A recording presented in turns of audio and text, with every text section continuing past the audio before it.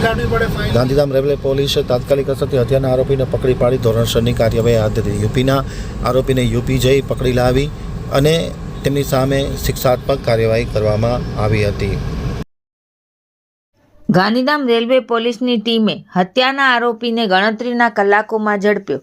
Police દ્વારા મળતી માહિતી મુજબ ગત તારીખ 12/2/2026ના રોજ સાંજના અરસામાં ગાંધીધામ રેલવે સ્ટેશન આઉટગેટ તરફ જવાના રોડ ઉપર આવેલ ફૂટપાથ ઉપર એક ઈસમ બીજા ઈસમને પગથી લાતો મારતો જોવામાં આવતા હોમગાર્ડ ઘનશ્યામસિંહે તરત જ તેમને અટકાવી અને પોલીસ સ્ટેશન લાવ્યા હતા। તેમજ ઈજા પામનાર યુવાન મુસ્તાક સિરાજુદ્દીન અણસારી મૂળ રહે યુપીને 108 એમ્બ્યુલન્સ મારફતે રામબાગ સરકારી હોસ્પિટલ ખાતે લઈ જતા ફરજ પરના ડોક્ટરે ઈજા પામનારને મૃત જાહેર કરતા મૃતકના સગા સંબંધી ઉત્તર પ્રદેશ ખાતે રહેતા હોય કાર્યવાહીમાં વિલંબ ન થાય તે હેતુથી પીએસઆઈ જેબી કુરેશી દ્વારા ફરિયાદ આપતા આરોપી અનિલ રામ આશિષ યાદવ મૂળ રહે યુપીને ગણતરીના કલાકોમાં પકડી કાયદેસરની અટક કરી સારી પ્રશંસનીય કામગીરી કરી છે।